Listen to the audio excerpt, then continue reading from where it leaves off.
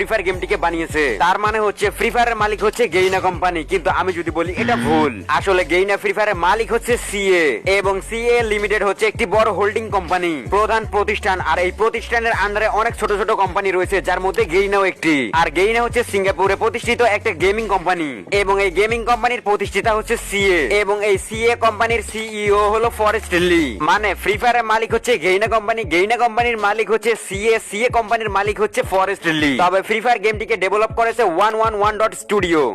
আমি জানি এই বিষয়টা অনেকের মাথার উপর দিয়ে চলে গেছে, তবে তোমাদেরকে একটা ইন্টারেস্টিং ফ্যাক্ট বলি। ফ্রি ফায়ার গেমটিকে ডেভেলপ করেছে মাত্র 11 জন মেম্বারের একটা টিম, অর্থাৎ মাত্র 11 জন মিলে ফ্রি ফায়ার গেমটিকে বানিয়েছে। অন্যদিকে যদি আমরা বলি পাবজির কথা, তাহলে পাবজির মালিক হচ্ছে ক্রাফটন, এবং ক্রাফটন হচ্ছে দক্ষিণ কোরিয়ার একটা ভিডিও গেম কোম্পানি, যা সদর দপ্তর সিওলে অবস্থিত, এবং এই কোম্পানির মালিকের নাম চ্যাং বিয়ং গিউ। এবং পাবজি গেমটির ডিজাইনে কাজ করেছে ব্রেন্ড গ্রিন, যিনি প্লেয়ার আননোন নামে পরিচিত।